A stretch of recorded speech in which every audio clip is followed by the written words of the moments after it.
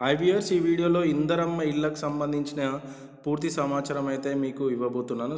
అయితే ఈ ఇందిరమ్మ ఇళ్ళకు సంబంధించి మొదటి విడతలో ఎవరికైతే సొంత స్థలం ఉందో వాళ్ళకైతే ఇవ్వబోతున్నారు. అందులో ముఖ్యంగా దివ్యాంగులు, వ్యవసాయ కూలీలు, పారిశుద్ధ కార్మికులు, ఆదివాసులు, గిరిజనులు ఇలా వెనుకబడిన వాళ్ళందరికైతే ఇవ్వబోతున్నారు. దీనికి సంబంధించి తెలంగాణ ప్రభుత్వం అయితే ఇందిరమ్మ ఇండ్లు అనే ఒక యాప్ అయితే రిలీజ్ చేయడం జరిగింది. అయితే ఈ యాప్లో ఏ వివరాలను వీళ్ళు ఎంటర్ చేయబోతున్నారు అనే విషయానికి వస్తే, ప్రస్తుతము మీరు నివసిస్తున్న ఇంటి యొక్క స్వరూపం అంటే రేకులిల్లా లేకుంటే తడకలిల్లా, ఇలా మీ ఇంటి ఏ రూపంలో ఉందన్న దాని గురించి, అలాగనే ఇల్లు నిర్మాణం కోసము మీకు భూమి ఉందా లేదా, అంటే మీకు ఇల్లు కట్టుకోవడానికి భూమి ఉందా లేదా అన్న డీటెయిల్స్ ఈ యాప్లో ఎంటర్ చేస్తారు.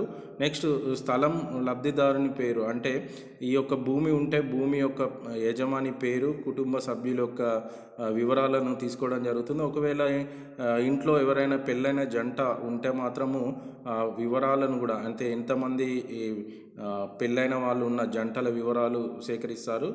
నెక్స్ట్ ప్రస్తుతానికి మీరు ఉంటున్న గ్రామంలో కానీ పట్టణంలో కానీ, అంటే ఎవరైతే లబ్ధిదారులు ఉంటారో వాళ్ళు ఆ గ్రామంలో ఎన్ని రోజుల నుంచి ఉంటున్నారు అన్నది ఈ యాప్లో ఎంటర్ చేస్తారు. ఈ యాప్లో ఎంటర్ చేయగానే ఏదైతే ఇప్పుడు చెప్పిన వికలాంగులు, అనాథలు, ఒంటరి మహిళలకు వాళ్ళకే ముందు ప్రిఫరెన్స్ అనే యాప్ అన్నది చూపించడం జరుగుతుంది. ఇది ఆర్టిఫిషియల్ ఇంటెలిజెన్స్ ద్వారా తయారు చేయబడింది.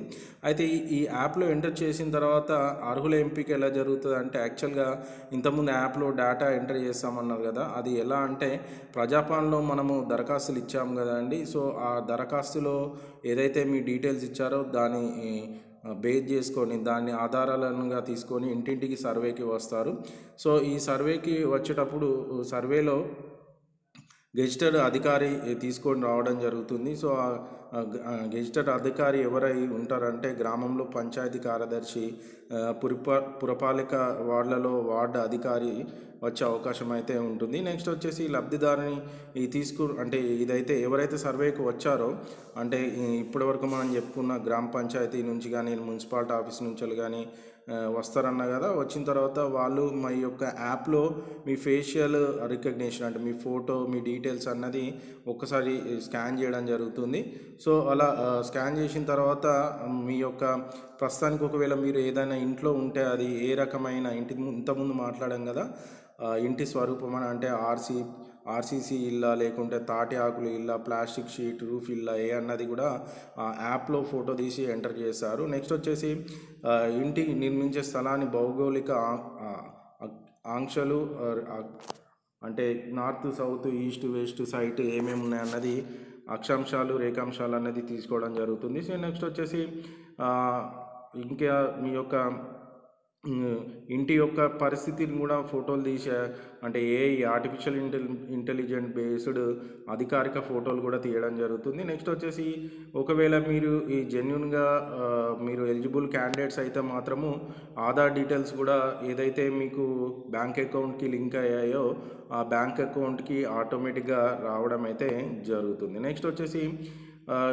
మరి ఎవరికి అనర్హులు అన్న విషయానికి మాట్లాడుకుంటూ వస్తే, ఇందులో ముఖ్యంగా 3 లేదా 4 చక్రాల వాహనాలు, అంటే కార్లు కానీ, బస్సులు కానీ, లేదనుకుంటే ఇలా 3, 4 చక్రాలు ఉన్న వాహనాలు ఉన్నవాళ్ళు, అలాగనే వ్యవసాయ యంత్రాలు, వ్యవసాయ యాంత్రీకరణ పథకాలు ఉన్నవాళ్ళు, అంటే వ్యవసాయ పనిముట్లు, అంటే ట్రాక్టర్లు అట్లాంటి వాళ్ళు ఉన్న వాళ్ళకి కానీ, లేదనుకుంటే ఇప్పటివరకు ఆల్రెడీ ఎవరికైనా వేరే పథకాల ద్వారా ఇల్లు మంజూరైన వాళ్ళకైతే అనర్హులు. నెక్స్ట్ వచ్చేసి ప్రభుత్వ ఉద్యోగం చేసేవాళ్ళు, ఆస్తి పన్ను కట్టేవాళ్ళు, ఇలా వాళ్ళైతే అనర్హులుగా గుర్తించడం జరిగింది. అయితే ఈ యొక్క ఇందిరమ్మ ఇల్లులు ఈ ఒక్కొక్క నియోజకవర్గంలో, అంటే ఫర్ ఎగ్జాంపుల్ పెద్దపల్లి, లేదంటే నిజామాబాద్, లేదంటే కరీంనగర్, ఇట్లా ఒక్కొక్క నియోజకవర్గంలో 3500 ఇళ్ళను అయితే ఇవ్వడం అయితే జరుగుతుంది. అంటే ఒక్కో నియోజకవర్గం 3500, అంటే మండలాలను బట్టి ఆధారపడి ఉంటుంది. నెక్స్ట్ వచ్చేసి ఇలా రాష్ట్రం మొత్తం మీద 4 లక్షల ఇందిరమ్మ ఇల్లులు అయితే ఇవ్వబోతున్నారు.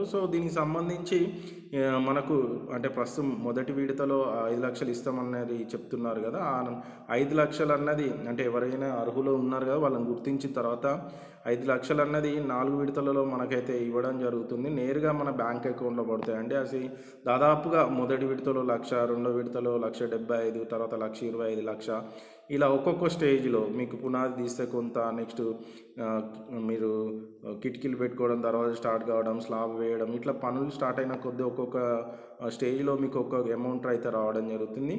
నెక్స్ట్ వచ్చేసి ఇలా 5 లక్షలు ఇచ్చి ఇల్లు కట్టుకోవడానికి మీకు ఇంటి స్థలం ఎంత ఉండాలన్న దాని గురించి వచ్చేస్తే కంపల్సరీ 400 కంటే ఎక్కువ ఉండాలని అయితే చెప్పడం జరుగుతుంది.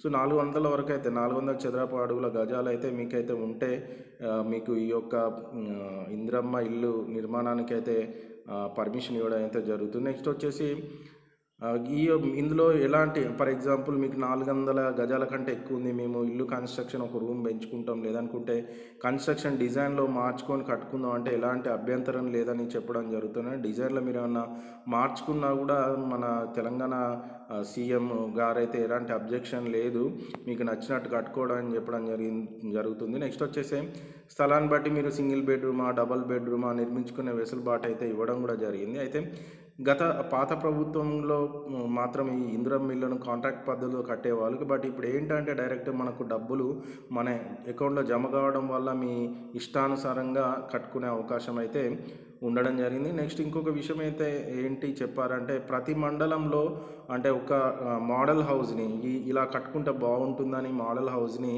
ఒక 3 మోడల్స్ అయితే చూపించడం జరుగుతుంది. సో మీరు స్క్రీన్ మీద చూస్తున్నారు కదా, ఇలా double bedroom, single bedroom, hall, kitchen, ఇట్లా మెట్లు ఇలా ఉండేలాగా మనకు కొన్ని ప్లాన్స్ అయితే తెలంగాణ ప్రభుత్వం అయితే రిలీజ్ చేయడం జరిగింది. అందులో రూముల సైజు 6x6 2 బెడ్రూములు, ఒక కిచెను, హాలు, 10x13 అడుగుల మాస్టర్ బెడ్రూము, అలాగనే 9x9.5 అడుగులతో మరో బెడ్రూము, 10x8 అడుగులతో కిచెను, ఇలా మనకైతే కొన్ని డిజైన్స్ అయితే ఖరారు చేయడం జరిగింది. సో ఇందులో ఇంకొక ముఖ్యమైన విషయం ఏంటంటే ఐటీడీఏ ప్రాంతాలలో ప్రత్యేక ప్యాకేజీగా ఇవ్వడం జరుగుతుంది. అంటే ఎవరైతే గోండులు, ఆదివాసీ కుటుంబీకులు ఇందిరమ్మ ఇప్పటివరకైతే ఈ స్కీమ్ కింద ఒక్కో నియోజకవర్గంలో 3500 ఇల్లులు అన్నాం కదా. సో ఆ స్కీమ్తో సంబంధం లేకుండా, పథకంతో సంబంధం లేకుండా ఐటీడీ కింద ఉన్న గోండులు, ఆదివాసులకైతే సపరేట్గా